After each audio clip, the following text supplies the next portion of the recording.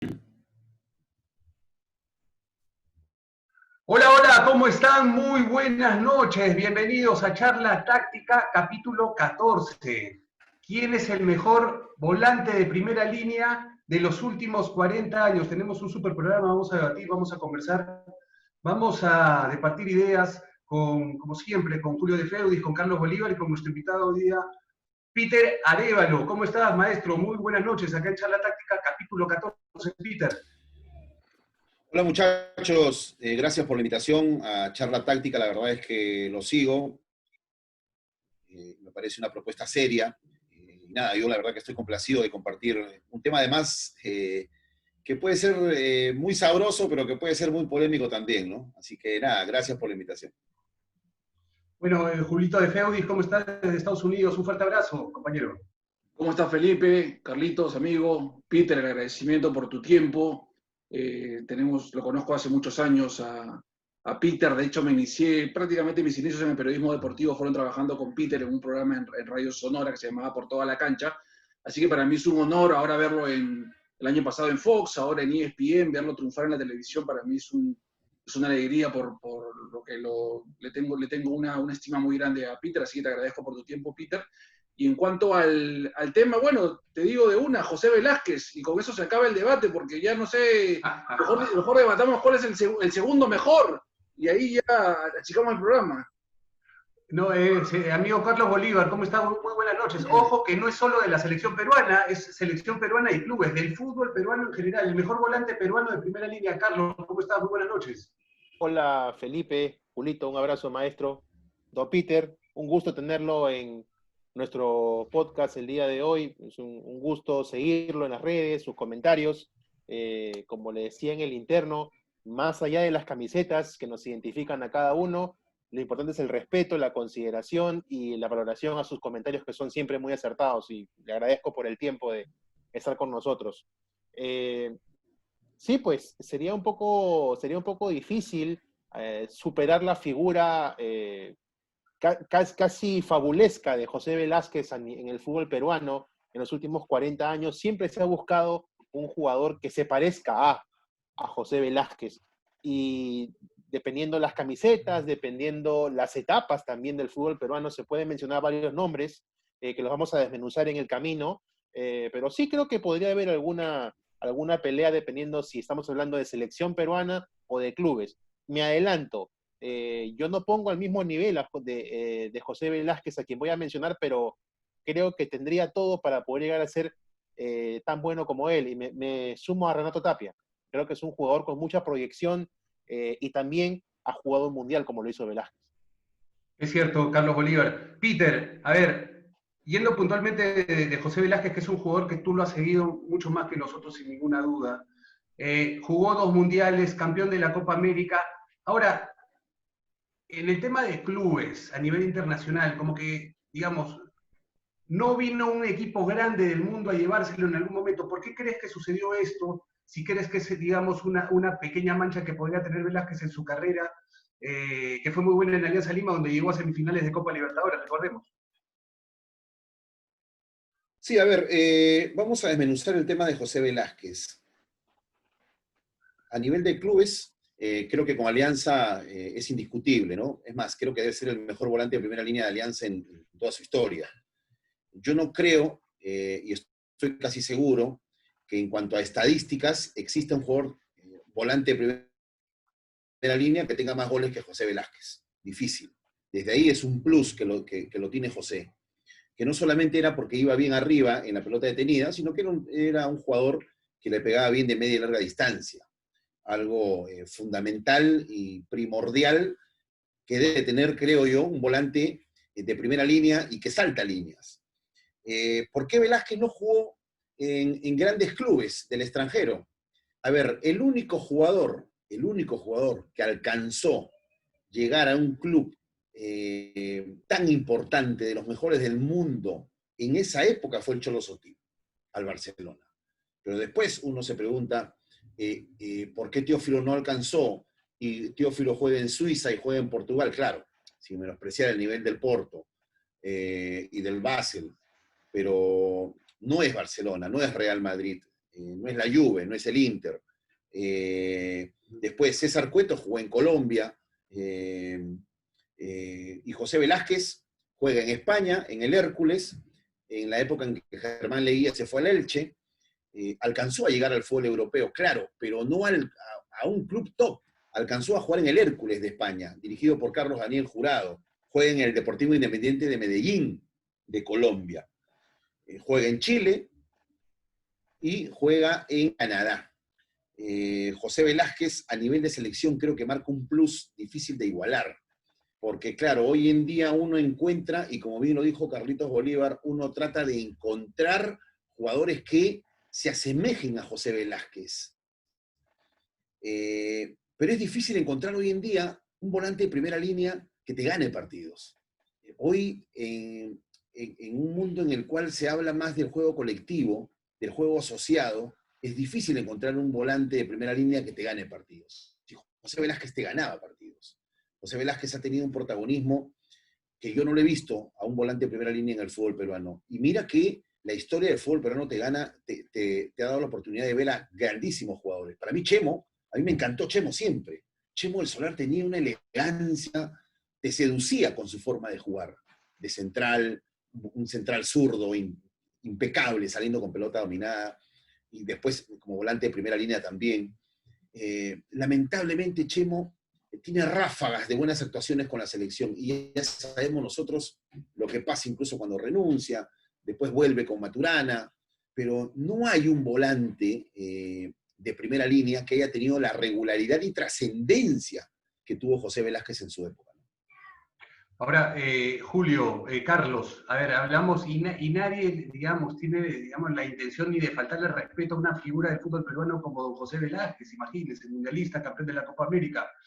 Pero digamos, Julio, y lo comentábamos antes, ¿no? En esas épocas también habían otros jugadores del fútbol sudamericano que fueron a Europa, Bardiles, Sócrates, ¿no? Falcao, ¿no? Que fueron equipos grandes. Y Velázquez no se retiró de los mundiales de la mejor manera, tanto en Argentina 78 y en España 82, Julio, Carlos. Eran épocas en que era muy difícil salir al exterior, sobre todo una liga de primer orden. Más aún si eras peruano. Recién decía Peter que solamente el Cholo Sotil pudo ir al Barcelona, por ahí el Conejo Benítez al Milan en su momento, pero no había un montón de jugadores que tuvieran esa posibilidad. Una cosa es que ser argentino o ser brasileño te abre más puertas, y esto es una historia de siempre, esto no es de ahora. Falcao, Ardiles, grandes jugadores, pudieron salir a grandes ligas. Y quizás a José Velázquez no se le dio, primero porque no es tan fácil para un volante defensivo, un volante de salida, tener oportunidades en el extranjero. Si eres peruano, se te complica un poco más el panorama, y si estamos hablando de finales de los 70, comienzos de los 80, aún más. Aún así, José Velázquez jugó en el Hércules de España, en la primera división. No es que haya brillado, porque solamente estuvo una temporada, no es que haya jugado muchos años, pero logró estar en ese fútbol. Ahora bien, en cuanto a cuál es el mejor jugador peruano en esa posición, yo me quedo también con José Velázquez. Y claramente, como ustedes tenemos 40, 41 años, no pudimos ver en vivo a José Velázquez, quizás en la eliminatoria al 86 sí, pero he estado viendo esta semana muchos videos de la selección de esa época y del propio José Velázquez. Y sinceramente, un gran jugador. Perú jugaba con un solo volante central definido, que era José, y dos por los costados. Un equipo que jugaba 4-3-3, Peter no me dejará mentir, con Oblitas y Barbadillo por las puntas, y quizás Guillermo La Rosa de 9, con Uribe por un lado, Cueto por el otro, y José Velázquez como único volante central. Es cierto que eran otras épocas del fútbol, que quizás se presionaba menos, que se metía menos, que se marcaba menos, pero de lo que yo pude ver de José lo hacía todo, y todo bien. Una ubicación espectacular, una claridad y una técnica para sacar la pelota, una capacidad de anticipación y de lectura de juego. Lo dijo Peter hace un momento, el buen disparo de media y de larga distancia. Quizás lo que le faltó un poco a José Velázquez, y Peter me corregirá o estará de acuerdo, quizás no tenía esa gran velocidad, no era un volante central con una gran velocidad para las coberturas, pero siempre su capacidad de ubicación le hacía llegar bien a las jugadas, y era muy difícil en el 1 contra 1, porque tenía esa sapiencia y ese conocimiento del campo para ubicarse en el lugar exacto. Y esa ubicación le permitía a él llegar a las coberturas, siendo solamente él el único volante de marca neto de Perú. Y no solo eso, sino que tenía gol. 12 goles con la selección, 4 goles en las eliminatorias, tenía un muy buen juego aéreo, y a partir de su gran, aparte que tenía una técnica y una finura y una elegancia para salir con la pelota, tenía un desenganche y un arranque con balón para romper líneas, que provocó goles importantes de Perú. No olvidemos un gol en el centenario de Julio César Uribe, fue a partir de un arranque de José Velázquez, por ponerte un ejemplo. Entonces le daba a Perú también alternativas en ataque, no solamente para defender. Y por eso coincido con Peter cuando decía que te ganaba partidos, porque era un jugador tan completo y marcó tantos goles en la selección y asistencias en la selección, que definitivamente marcó una época. Hasta ahora no hemos podido sacar un jugador así. Y a nivel de clubes, en Alianza fue bicampeón en el mejor Alianza de la historia y jugó una semifinal de Copa Libertadores del año 78, que es cierto, Alianza solamente superó un grupo contra bolivianos para llegar a esa semifinal, pero llegó a una semifinal de Copa Libertadores con José Velázquez en ese equipo. Pero dice mucho de los clubes peruanos en sí, que hayan pasado casi un poco más de 40 años del bicampeonato de Alianza Lima 77-78, y sigamos hablando de José Velázquez, ¿no? O sea, que no se haya podido sacar un volante de marca con ese prototipo, ¿no? Porque si tú ves los últimos 35, 40 años, por tirar nombres, José Carranza, Juan Jayo, ya vamos, Marcos Urliza, José del Solar, Juan Carlos Basalar, por ejemplo. Juan Carlos Basalar, por ejemplo, pero otro prototipo de jugador. O sea, no es ese 6 clásico que es el pivote, el nexo entre la defensa y el ataque, sino son jugadores que tienen otro corte, otra característica física, futbolística. Entonces, ¿dónde se quebró, Peter? ¿Dónde se quebró esa formación de jugadores en los clubes peruanos, ¿no? O sea, todo pasa por José Velázquez y el resto, pero no, creo que han habido en el contexto de los últimos años otro tipo de futbolistas que tienen virtudes para ese puesto, pero que no terminan siendo las mismas de Velázquez, ¿no? Sí, a ver, en el fútbol siempre ocurre, como en la vida, de que tratamos de encontrar semejante a las cosas buenas que nos pasan, ¿no? En nuestra vida misma, ¿no? Tratamos de encontrar, digamos, cosas que se parezcan o que lleguen o que se acerquen a tener el mismo momento de felicidad, qué sé yo, o de las cosas buenas que nos han pasado en la vida. Y con el fútbol pasa lo mismo, ¿no? Siempre tratamos de buscar uno que se parezca a Cueto, uno que se parezca a Teófilo, uno que se parezca a José Velázquez, uno que se parezca a Chemo, uno que se parezca a Germán Leguía. Pero son características totalmente distintas y ninguno va a ser igual que otro. Yo creo que, a ver, Chemo, un jugador, a mí, como te digo, a mí me seducía Chemo del Solar, y se lo he dicho, sin necesidad de haber trabajado con él. Era un tipo que a mí me seducía cuando jugaba, por ejemplo, de central. Cuando jugaba de central. Tipo con salida limpia, zurdo, además, difícil encontrar un central zurdo, elegante, con esa potencia que tenía el Chemo. Pero digamos que en cuanto a trascendencia a nivel de selección, no tuvo la trascendencia que todos hubiésemos querido, tuvo ráfagas. Marco Churliza, un jugador con una característica distinta, más un jugador mixto, ¿no? que volante de primera línea. Jayo, quizás por ahí, uno que se asemejó a lo que era José por temperamento, pero incluso Jayo me parece que tenía hasta mayor dinámica que José. Pero José, y lo ha descrito muy bien Julio, José tenía esa inteligencia que no la has encontrado en otro jugador. Sabía ubicarse, sabía cubrir la espalda al jugador, sabía meterse entre los dos centrales para hacer un tercer central, sabía meterse dentro de los jugadores de ataque para parecer como un falso 9. O sea, muchos goles de José, tú lo ves apareciendo como falso 9. Algo que, por ejemplo, no tenía Jayo. Algo, por ejemplo, que no han tenido otros jugadores. Entonces, en algunos jugadores vas a encontrar algunas cosas que no tenía José, pero en José vas a encontrar cosas que no tenían aquellos que superan en algunas cosas a José. Entonces, sí, han habido grandísimos jugadores. Germán Leguía, que tiene un arranque muy parecido al de José, porque Germán es central. Germán aparece como central. José Velázquez, para que un poco, de repente se van a sorprender ustedes, o probablemente ya lo han leído, José Velázquez en Alianza aparece como lateral izquierdo. Después pasa a ser central. Y después lo pasan a volante de primera línea. Y el tipo es como volante de primera línea que la descoce. Probablemente de central no hubiese tenido la misma trascendencia, menos de lateral izquierdo. Entonces, Germán aparece como central y Roberto Escarone lo vuelve a Germán como volante de primera línea. Eso me lo ha confesado el mismo Germán, porque yo a Germán lo recuerdo salvando la categoría de Muni como central, junto con Rodolfo Manso. Cuando llega a Universitario, era Lisandro Navarro y Fernando Cuellar, ya aparecía el Cantado Aguilar, eran los centrales de Universitario. Entonces Roberto Escarone lo pone a Germán, por el fútbol que tenía, lo pone como volante de primera línea. Pero Germán no tenía la marca de José. Probablemente Germán era más hábil con la pelota que José, pero no tenía la marca de José. Y si hablamos de un volante de primera línea, el volante de primera línea tiene que tener marca. Entonces, yo creo que han habido muchos jugadores, muchísimos jugadores, y que a veces es injusto de poner a uno por sobre el resto.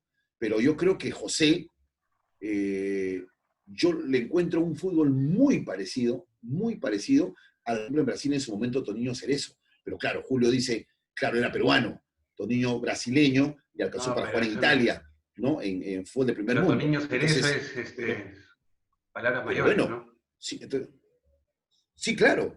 Claro, Toninho Cerezo es palabras mayores, pero José no tenía nada que envidiarle a Toninho Cerezo. Pero nada. Tú mira partidos de Toninho Cerezo, mira partidos de José, y tú vas a encontrar características muy similares. Pero claro, Toninho era brasileño y siempre el brasileño, el argentino, el uruguayo, siempre se le va a sobredimensionar, ¿no? Por la nacionalidad, por el fútbol en que juegan, por la selección en la que juegan. Pero José no tenía que envidiarle absolutamente a nadie, ¿eh? Absolutamente a nadie. Entonces, es difícil encontrar un jugador de las características de José, ¿no? A ver, dos cortitas y la dejo rotando ahí dejo rotando el balón ahí con ustedes, compañeros. Hubiese podido jurar, a ver, Riquelme dijo en este momento que el jugador que juega bien al fútbol juega bien en cualquier tipo de época. José Velázquez hubiese podido trascender en estos tiempos de fútbol que supuestamente hay mucha velocidad. Y disculpen que sea insistente con el tema, pero con un jugador con tanto temperamento como José Velázquez, ¿qué pasó en esos mundiales? En ese tramo donde tiene que aparecer un jugador con temperamento, un equipo con temperamento, y realmente no terminamos bien esos campeonatos del mundo, compañero. No juega solo, ¿eh? Bueno, es cierto que, bueno, entiendo lo que pasó con Perú en los mundiales, pero no era José el único que jugaba. Claro, no juega solo. No Y la juega primera solo. ronda de ese Mundial de Argentina 78, José Velázquez fue elegido dentro del mejor mediocampo del Mundial. Sí, O la sea que primera ronda, también, con Cueto y en con la primera Pulido. ronda. Entonces reconozcamos también lo que hizo José. ¿Y cuál fue tu primera pregunta, Felipe, para retomar el tema? No, hablábamos del tema digamos, de José Velázquez, no del tema de los mundiales que tú ya lo estás comentando, ¿no? Sí, bueno, nada, para mí José es un gran jugador.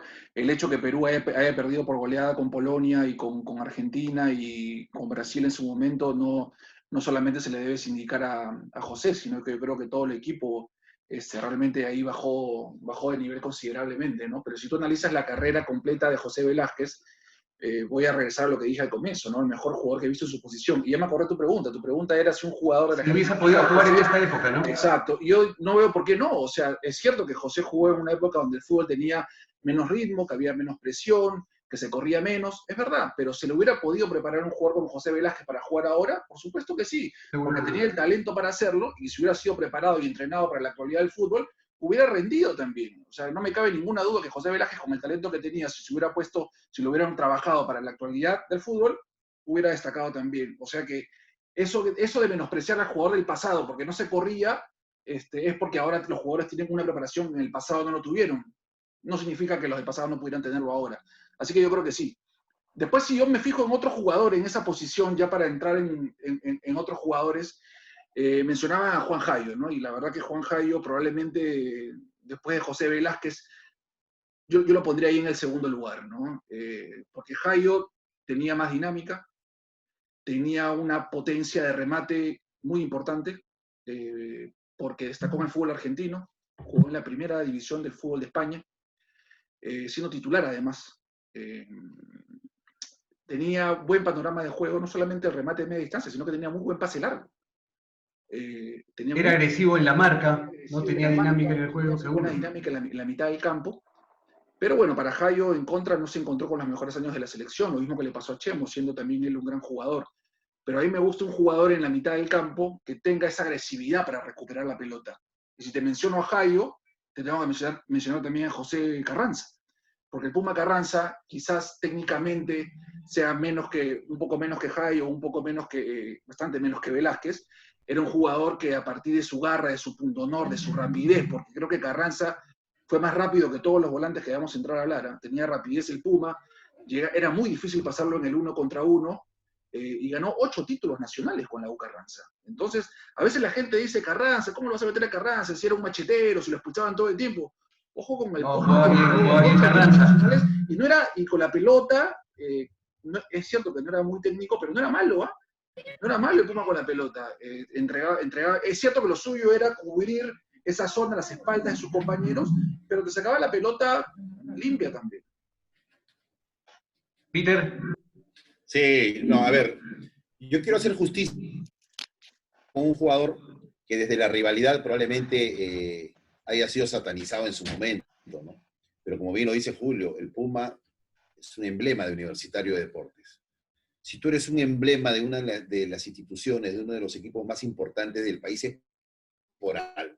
Y Carranza encarna otro tipo de jugador de primera línea, un tipo agresivo, un tipo vehemente, que probablemente se le critique las formas, pero tenía un objetivo, que era recuperar. Después no era un tipo negado con la pelota, sino que la gente se va a quedar siempre con la principal característica. Pero José Luis Carranza me parece que es uno de los jugadores importantes que ha tenido la historia del fútbol peruano también. O sea, desde que tú ganas títulos, ganas cosas en el fútbol, en tu vida, ya formas parte de la historia importante del fútbol peruano. Y Carranza, o sea, es el jugador que más títulos ganó en Universitario de Deportes. Así que definitivamente tiene que entrar en la discusión. O sea, pero claro, siempre va a haber ese tema que se va a opinar a partir de la rivalidad, a partir de la camiseta. Y lo entiendo, eso lo entiendo, porque el fútbol existe a partir de la rivalidad. Pero José Luis Carranza es un jugador que en Universitario marcó una época importante. Hay un antes y un después del Puma Carranza en la U. Y eso los hinchas de la U lo saben. Así que José definitivamente es un jugador con características distintas también. Un jugador que iba más al piso, un jugador que muy rápido, muy vehemente, agresivo, a veces pasado de revoluciones, pero es un jugador que por momentos se convirtió en el símbolo de Universitario. O sea, tú no podías hablar de la U sin hablar o mencionar al Puma Carranza. La U era sinónimo del Puma y el Puma era sinónimo de Universitario de Deportes. Era uno para el otro. Así que, definitivamente, ahora, claro, hablamos de los últimos 40 años, pero hay un jugador que,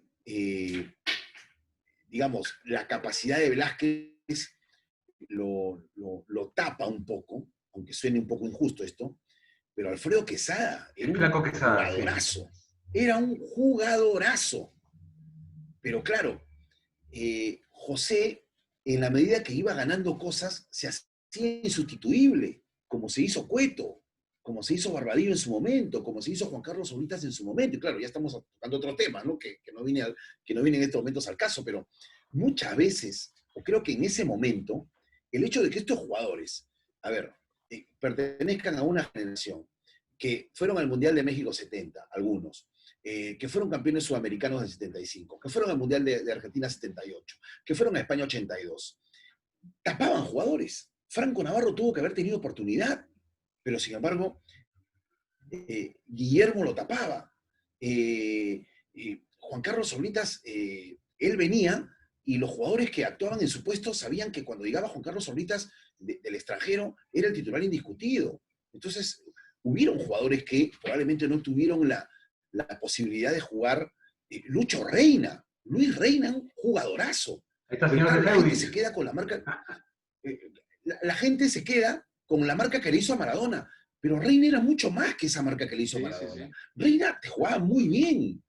En Universitario la rompió Lucho Reina. La rompió, la descosió. Un volante que tenía pase-gol, un volante que tenía trajín, un volante que tenía buen servicio. Jugadorazo, Lucho Reina. Entonces, ha tenido la historia del fútbol peruano jugadores importantes en ese puesto, ¿no? Repito, Carranza, Chemo Solar, Jairo, Zurriza, Yotún ahora, ojo, Yotún y Tapia, en la medida de que a ver, de la continuidad y en la medida de que sigan ganando cosas, van a quedar en la discusión y en la retina de la gente para futuras generaciones que lo van a poner seguramente como los mejores que ellos han visto, porque eso también es un tema de edad también, ¿eh? Ojo con eso.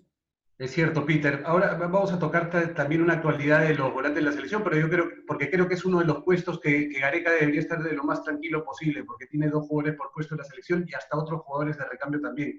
Ahora, pero hemos hablado de Chemo, hemos hablado de Jairo también, Julio, Carlos, pero nos olvidamos uno que supo ganar la Copa Sudamericana como es Juan Cabasalar, que jugó en los equipos grandes también, que jugó en la selección también, ¿no? Yo creo que también debería tener un lugarcito por ahí. Dale, Carlos. No, pero, a ver, lo de Basalar es como, no quiero ser despreciativo, ¿no? Pero es como si fuera un cuento de hadas que le llegó sobre el final de su carrera. ¿Qué gana Basalar? Es, bueno, juega en Universitario, juega en Alianza Lima, es campeón con Alianza, si no recuerdo mal. Campeón con la U también, me parece, ¿no? Campeón con la U, campeón con Alianza en el 97, si no recuerdo mal, Peter, es campeón con Alianza Basalar. 2001. Pero lo trascendente en su carrera pasa sobre el final, ya casi cerca al retiro, que es haber logrado quizá el mayor logro, bueno, es el mayor logro a nivel de clubes con Cienciano del Cusco, ¿no? Pero no sé, o sea, mencionas nombres, Jairo, Carranza, Zurliza, Tapia, Yotun, y Basalar no sé si termina entrando en ese podio, no sé si termina siendo no es el más carismático, el jugador más carismático del mundo, eso lo tenemos claro, pero tiene una trayectoria yo creo que impresionante para claro, lo que es un deportista de fútbol. Si es por tema de logros o por tema de objetivos, obviamente Basalar está a una altura muy superior a Carranza, a Jairo, a cualquiera de los mencionados. Pero es la consistencia, ¿no? Es la trayectoria, es la carrera, lo que de repente lo que decía Peter, no ser emblema de un equipo, ser identificado con una camiseta. Lo que Basalar tuvo es normalmente pasar por varias instituciones para lograr identificarse con una, pero ya sobre el final de la carrera, ¿no? Entonces, eso es lo que no me termina de cerrar, ¿no? Que no tuvo una historia con una sola camiseta, que eso lo hubiera podido llevar de repente a otro nivel, ¿no? Pero si analizamos el juego de Basalar, un tipo técnicamente muy dotado, ¿eh? Lo que pasó con Juan Carlos Basalar es que sufrió una cantidad de lesiones importantes en su carrera que no le permitieron tener cierta consistencia y cierta continuidad, por ejemplo, en Universitario. Porque Basalar fue campeón con la U el año 90 siendo titular. Después aparece el Puma Carranza, el León Rodríguez y ganan, digamos, esa zona del campo a punta de buenas actuaciones. Y Basalar, entre que volvió una lesión, se lesionaba, se iba a otro equipo, no logró agarrar cierta consistencia, va a Alianza en el 97, finalmente después de jugar en Boys, gana el campeonato, se queda en el 98, el 99 nuevamente se va a Provincia, el 2000 también, el 2001 vuelve a Alianza, vuelve a ganar el título, se termina otra vez yendo a Cienciano. Es como una carrera de altibajos, pero no una consistencia. Eso. Pero técnicamente Juan Carlos Basalar un gran jugador, técnicamente, y en la última etapa en Cienciano sobre todo, un jugador con gol, que no solamente era de marca, sino que se desenganchaba muy bien para ir al ataque con asistencias y con goles. Así que Basalar yo creo que se ha ganado con justicia un lugar dentro de la discusión, pero coincido, han habido mejores jugadores que él en su posición para mí. Chemo de Solar, Carranza y sí, a ver, perdón. Basalar yo creo que tiene que estar definitivamente en una discusión, en una conversación. Pero el tema con Basalar es que siempre jugó al lado de el volante de primera línea, ¿no? Jugó con Carranza, y Carranza era el volante de primera línea, el típico 6. Basalar es más un tipo, o es un jugador mixto, ¿no? En Alianza juega con Jairo, claro, en Alianza juega con Jairo, en Cienciano juega con Caguantico. Entonces, Basalar, por el fútbol que tenía, y bien lo dice Julio, era un jugador técnicamente bien dotado, ¿eh? Bien dotado, que sabía llegar al área, que hacía goles también, pero yo no lo veo a Basalar como un volante típico 6, como ese que te persigue, como ese que tiene necesidad para quitar. No, o sea, no tenía las características de Carranza, por ejemplo. Jugaba con Carranza, jugaba con Caguantico, jugaba con Jayo. Entonces, siempre era el complemento El actor de del reparto. volante de primera línea, del volante 6, sí, del 6. Entonces, es por eso que seguramente uno cuando dice volante de contención no recuerda mucho a Basalar, pero de que Basalar ha sido un jugador exitoso en el fútbol peruano, no es fácil ser campeón con la UI Alianza, Churriza lo ha sido, y encima es campeón con Cienciano 2 veces a nivel internacional, lo cual le da un plus importante, ¿no? O sea, Basalar definitivamente está en la historia del fútbol peruano, pero no sé si reúne las características para ser ese 6 del que estamos analizando, ¿no? El 6 clásico, ¿no? Carranza, José, el mismo Chemo, Jayo. Entonces, sí, Basalar es un jugador que definitivamente es un muy buen jugador, la historia va a hablar de él, pero no sé si es el jugador 6 clásico del que estamos analizando ahora, ¿no? Claro. Es cierto. Julio de Feudis, Carlos Bolívar, también nos vamos un poquito al presente, ¿no? Hablamos de los volantes que tiene la selección peruana ahora, el equipo de Ricardo Gareca, y me parece que es una zona de las mejores cubiertas que tiene el equipo de Tigre. Tiene dos jugadores por puesto, bien lo dijo Peter, con Yotun y Tapia, pero también está Aquino, está Cartagena, ¿no? En el caso de que suceda algún tipo de problema con alguna convocatoria. Me Fuentes. parece me parece que en ese puesto estamos más o menos cubiertos para lo que viene Copa América eliminatoria. Julio, Carlos. Sí, estoy de acuerdo, ¿no? Yo creo que Renato Tapia ha demostrado en la selección que es un gran jugador, como se le dice en Europa, el típico box to box que va de área a área con un estado físico impresionante, con muy buena cultura de ubicación.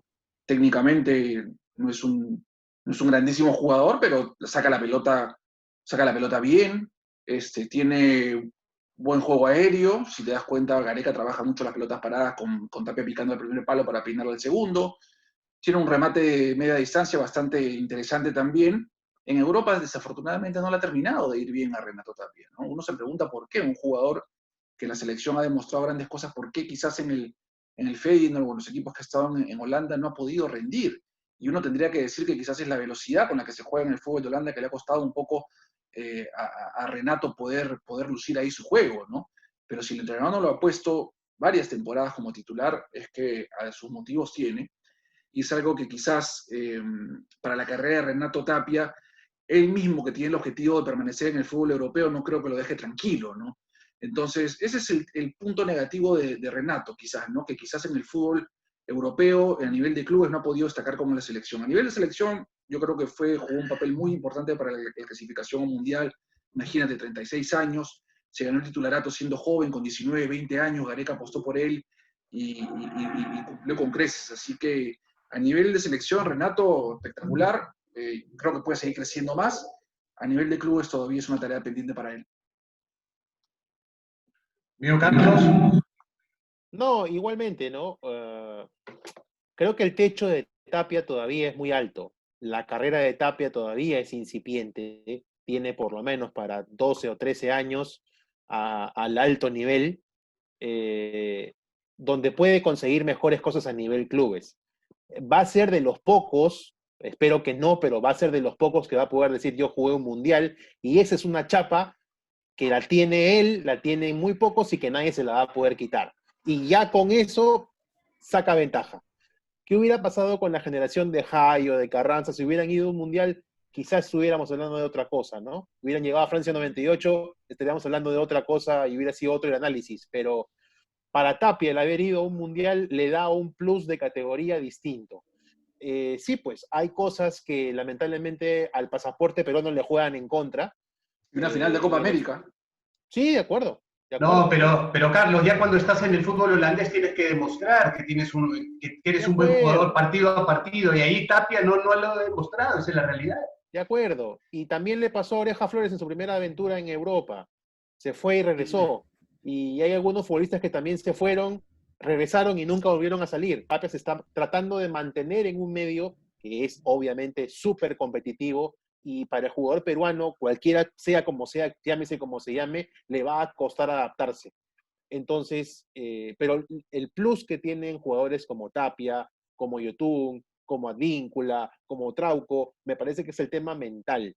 Y en ese aspecto ha tenido mucho que ver el sacarse la mochila de haber ido al Mundial de Rusia 2018. Creo que ahora, de ahora en adelante, el futbolista peruano que tiene la posibilidad de irse a Europa con condiciones y por sus capacidades, tiene que refrendar esa fortaleza mental con lo futbolístico o esa fortaleza futbolística con lo mental, que le permitan a ellos sostenerse en el fútbol europeo y poder llegar a niveles de rendimiento mucho mejores, ¿no? Es cierto, Peter, y en el caso puntual de Renato Tapia, que es un jugador que nos interesa que le vaya muy bien en su próximo equipo, se habla que el fútbol español, este cambio de aires para Renato le vendría bien, es una liga mucho más competitiva que la liga de Holanda. Se habla del Celta de Vigo. ¿Tú crees que le convendría eso a Renato? Sí, a ver, quiero profundizar un poco el tema de los jugadores peruanos, si me permite, Felipe. Sí, sí, por favor. Porque hay un mérito muy grande en Ricardo Gareca. Si uno hace un repaso de la actualidad de los futbolistas peruanos en sus clubes a nivel internacional, ninguno se consolidó, salvo Paolo Guerrero y Advíncula recientemente. Entonces, al jugador peruano le ha costado, más allá del nivel que ofrecían en la selección, le ha costado consolidarse en sus clubes. Y traigo en estos momentos a la mesa una pregunta que le hace un periodista holandés a Ricardo Gareca en la conferencia previa a la final contra Brasil. Y el periodista holandés le pregunta que no se explicaba cómo Renato Tapia era tan importante en la selección, pero que sin embargo en el fútbol holandés, estoy hablando de la época que se estaba jugando la Copa América en Brasil, pero sin embargo en el fútbol holandés no se había consolidado, y en la selección era otro. Y claro, el partidazo que hace Renato Tapia ante Chile, el pase-gol que le mete a Paolo Guerrero, claro, uno se queda con ese solo partido y dice, estamos hablando de un jugadorazo. Entonces, el periodista le dice, ¿cómo era posible que Renato en la selección jugaba de una manera y en el fútbol holandés no se había logrado consolidar? Entonces, al jugador peruano le cuesta. Hay muchos factores, como ustedes están tocando el tema psicológico, el tema mental. Hay muchos factores que se podría analizar, se podría revisar. Pero lo de la selección como grupo creo que es importantísimo el nivel que ha alcanzado este equipo. Después a Renato, ojalá que pueda encontrar un equipo en el fútbol español. Creo que es un fútbol que le puede ayudar muchísimo a que él crezca como jugador. Yo no lo veo como central, por ejemplo, a Renato Tapia. Por ahí leí que Renato podría ser utilizado como central. No lo veo como central. Hay que recordar que Renato tiene una experiencia, se prueba en el fútbol, se prueba en el fútbol inglés, pasa por una etapa de prueba.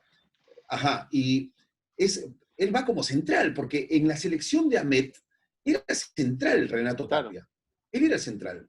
Los volantes eran Inostroza, Guarderas, Benavente, Flores, y Renato era de los centrales de ese equipo. Entonces, como central no quedó. Entonces, yo sí creo que Renato es un muy buen volante de primera línea, que rompe líneas además, es un jugador que tiene muy buena distribución, pero que necesita encontrar un fútbol que permita que él se desarrolle, que él se consolide como titular.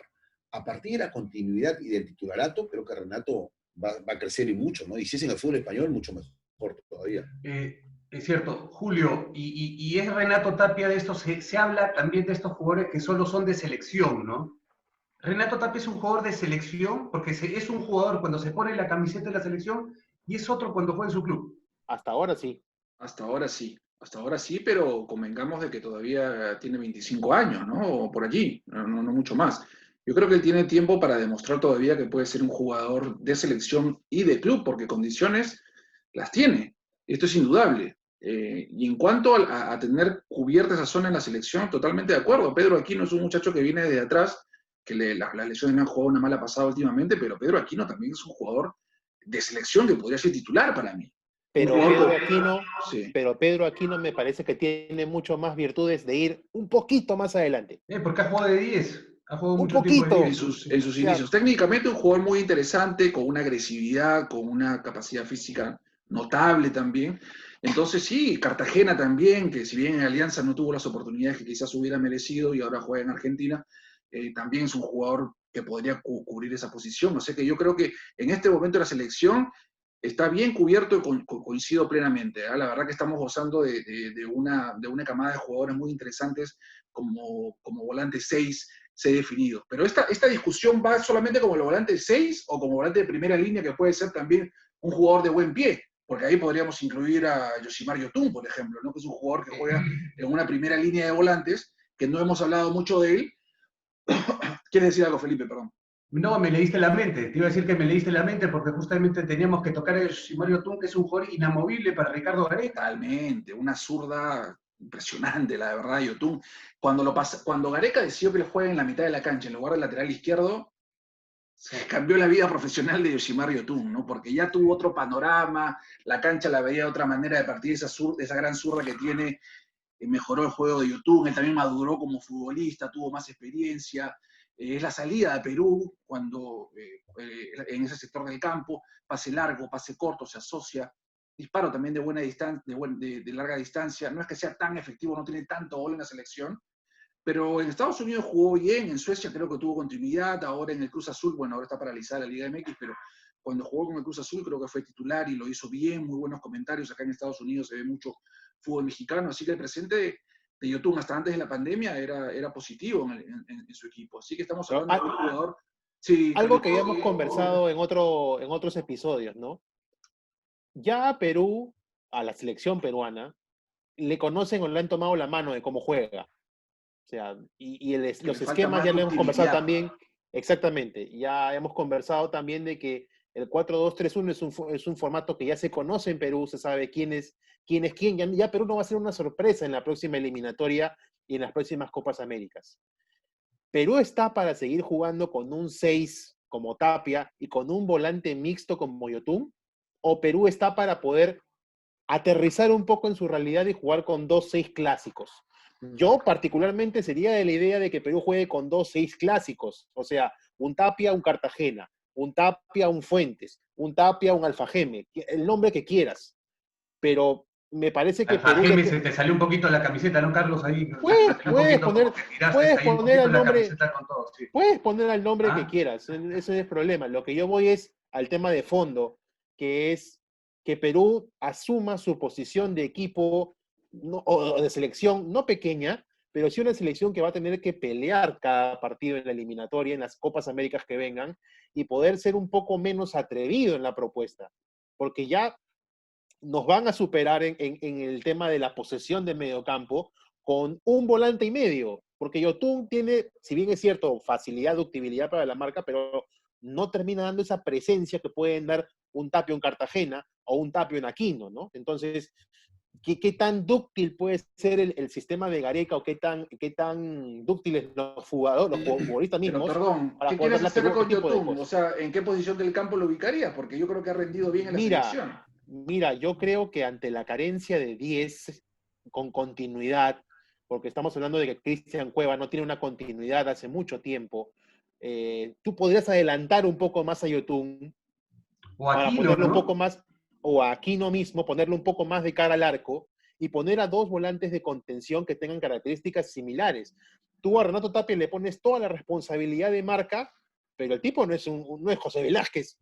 Entonces, y no se juega de la forma como se jugaba hace 40 años. No pensemos que Yotun es el típico jugador de buen pie. Yotun tiene agresividad para marcar. Pero no estamos para cambiar tampoco tanto, ¿no? O sea, pero como que van a haber partidos, entiendo, de donde se pueda cambiar, donde se pueda adaptar el plantel al rival. No solamente jugar con los 11 que tenemos porque es lo que tenemos, no. Justamente estamos hablando que hay posibilidades de jugadores que pueden interpretar otro tipo de sistema. De repente no jugar con dos volantes de primera línea, sino con tres. O sea, Eso puede ¿Por ser. qué Perú tendría que jugar solamente con un 6 clásico y un volante que sea un 8, ¿no? ¿Por qué? Todo bien, maestro, pero no me saques a Yotun porque creo que es importantísimo Seguro. esa posición. No sé qué Pero piensa Peter. adelántalo, adelántalo. Hay jugadores, creo, Peter, que hay jugadores que no se tienen que resfriar en Perú. Uno es Pablo Guerrero, creo que otro es Yotun. Me parece que Pedro Galés es otro que no le debería, por favor, no le pase Abraham, nada en la eliminatoria, ¿no? Pero son jugadores puntuales digamos, que dependemos también. Bien lo dijo Carlos, somos una selección, no somos de la más grande del continente, ni mucho menos, y tenemos pocos jugadores, tenemos un universo reducido, Peter. Sí, a ver, Carlos tocó el tema de la forma de juego y este es un programa que tiene como nombre charla táctica. Más allá de que estamos revisando un tema buscando al mejor volante de primera línea de los últimos 40 años, creo que hablar un poco de táctica de este equipo de Ricardo Gareca es también un buen tema. Entonces, Carlos tocó el tema de que ya Perú se ha hecho un equipo previsible. Yo siempre voy a tener discrepancias con aquellos que piensan de que cuando el fútbol se hace previsible, se acaban las posibilidades de ganar. Todos los equipos son previsibles.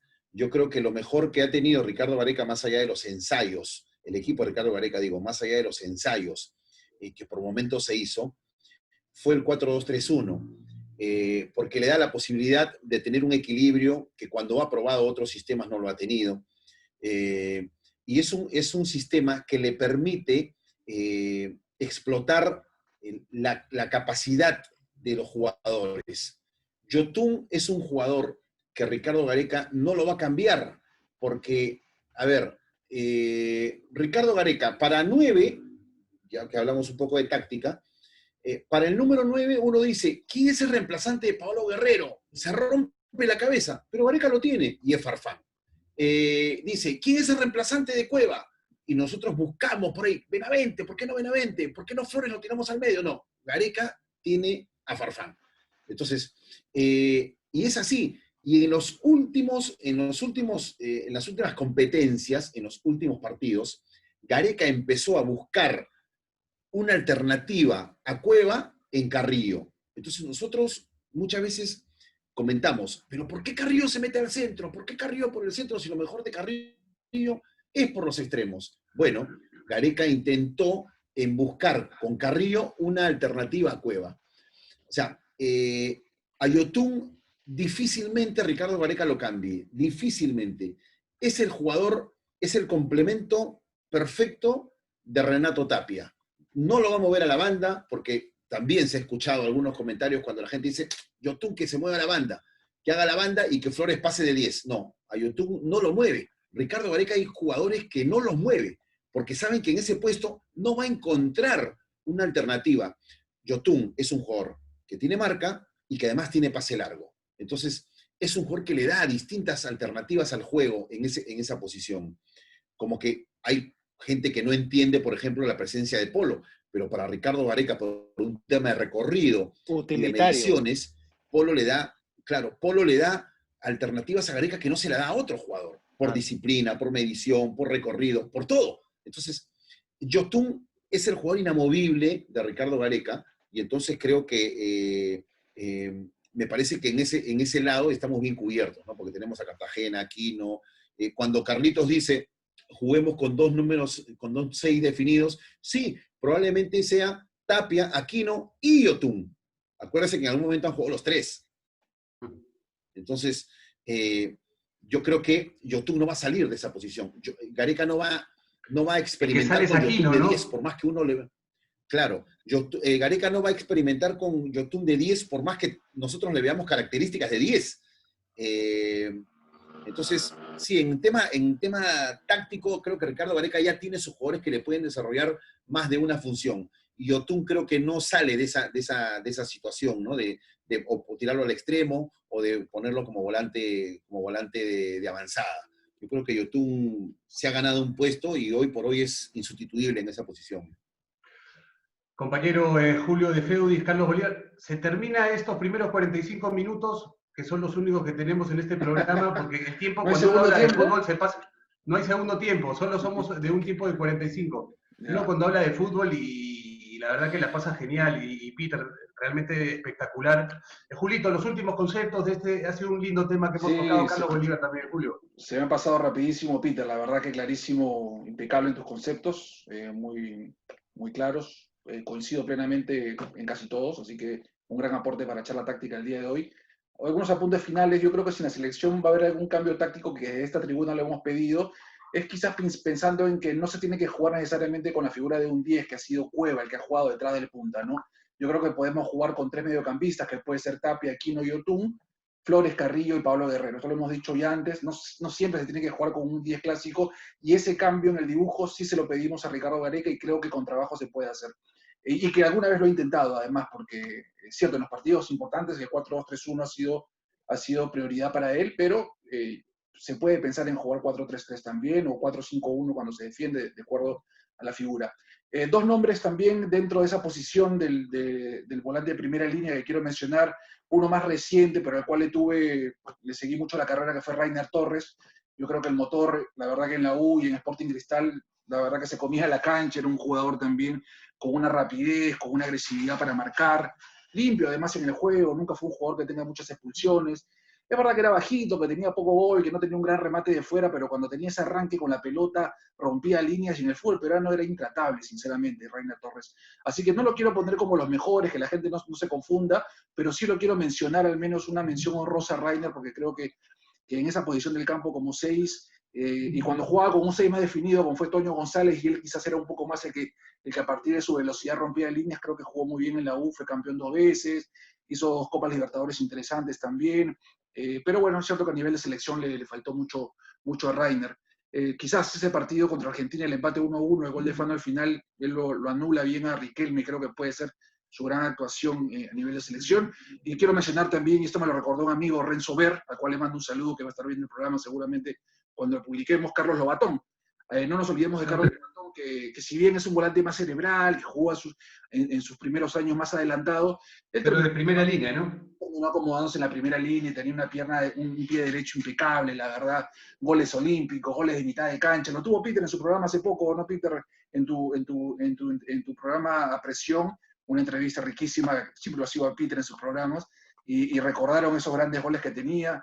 Así que Carlos también, los tiros libres, tiene una capacidad y un jugadorazo, la verdad, Carlos Lobatón, pero le faltó un poquito más también a nivel de selección, pero quería mencionarlo por lo menos. Gracias, Julio de Feo, y la rompiste con la nota con el Puma Carranza, déjame decirte. Gracias, espectacular. Muy buena nota. Felicitaciones. La verdad que espectacular. Carlitos Bolívar, yo sé que tú te quedas y tú quieres poner a Pedrito Aquino para la Copa América de las eliminatorias. Te veo ahí con esa intención. Sí, ¿Quieres esa sí, sí, volante sí. con Pedro Aquino de la selección en la Copa América de las eliminatorias? Yo veo mucho potencial, sin saber mucho de fútbol, veo mucho potencial en Pedro Aquino, pero más un poco más suelto y sin tanta responsabilidad de marca, ¿no? Yo lo veo un poquito más adelantado. Disculpen. ¿Cómo que sin saber mucho de fútbol, amigo? ¿Cómo es eso? No, humildemente, No, pues, ustedes son los que maestro, si saben usted mucho está más de echando la fútbol. táctica es porque sabe de Yo fútbol. Pues. respeto, No se yo haga respeto, el humilde, no se haga el humilde, por favor. yo respeto las trayectorias y las canas No, y los maestro. años, por favor. Me gusta escucharlo, que la gente sepa que usted sabe de fútbol. Muchas gracias, señor, es muy amable usted. Tres nombres, solamente que pueden ser un futuro importante, que pueden ser un futuro importante para la selección, o de repente como temas de alternativas, ¿no? Aldair Fuentes, Jesús Barco y el chico Jesús Castillo de Sporting Cristal. Tres apariciones importantes en este campeonato que podrían ser, ojalá, bien llevados, alternativas para este puesto de volante típico, tradicional de marca, ¿no? Con características físicas diferentes. ¿Cabrera de Parece Muni que... lo incluyes o no? ¿Perdóname? Cabrera de Muni. También. Vilca es un mixto también, ¿no? Pero Vilca va un poco más hacia adelante, ¿no? Sí, Vilca es un poquito más ofensivo, entiendo. Pero de los tres que mencioné son típicos volantes de marca que podrían ser muy, muy buenos aportes para la selección. Creo que cerramos el tema indicando que es un puesto que está bien cubierto, que antes se decía quién era el sucesor de Jayo, pero ahora tenemos 3 o 4 nombres muy importantes para el puesto con perspectiva de crecimiento hacia el futuro, ¿no? Y nada, agradecido a Peter por estar acá con nosotros, siempre lo seguimos, es un gusto que haya podido estar aquí con nosotros y esperamos que no sea la primera ni la última oportunidad para seguir conversando de fútbol. Gracias, Carlos Bolívar. A propósito, hablamos con Reiner Torres a mitad de semana, mandó saludos para el programa, también el motor Reiner Torres. Peter, como siempre ha sido espectacular el aporte que has tenido para el programa, le hemos pasado muy bien y reitero la invitación de Carlos Bolívar para una próxima oportunidad. Sí, Felipe, yo quiero mencionar, así como Julio ha mencionado, y hay jugadores que a veces uno quiere hacer justicia por su buen rendimiento, pero hay un jugador que, por ejemplo, la capacidad de José Velázquez lo tapó, que fue Jorge Olaechea, ¿no? O sea, Jorge Olaechea, volante de primera línea espectacular, con una dinámica impresionante, pero que sin embargo tuvo que acomodarse en el fondo de la defensa, porque en ese sector, como lo he dicho hace un momento, habían jugadores que tapaban posibilidad a jugadores jóvenes que aparecían. Jorge Olaechea juega el Mundial de España 82 como lateral izquierdo, y juega la Copa América del 87 como defensor central junto a Pedro Requena. Entonces, pero Jorge Olaechea creo que es de los muy buenos volantes de primera línea que ha tenido el fútbol peruano. Nada, muchachos, para mí ha sido realmente un placer tener esta conversación con ustedes. A Julito le guardo un aprecio invalorable, de verdad, y me encanta su crecimiento. Y Felipe, Carlos, la verdad que realmente un placer y un honor haber estado con ustedes. Muchísimas gracias, Peter Arévalo, Julio de Feudis, Carlos Bolívar. Este fue el capítulo 14 de Charla Táctica. Nos vemos el próximo fin de semana, compañeros. Muchas Feliz gracias. día, Peter. Feliz día del padre. Un fuerte abrazo. Feliz día, Peter. Igual manera. Julito también, ¿eh? Ya Sí, Julio está en la tensa espera, ya está por llegar. En estos días ya soy. Julito. Bueno, gracias.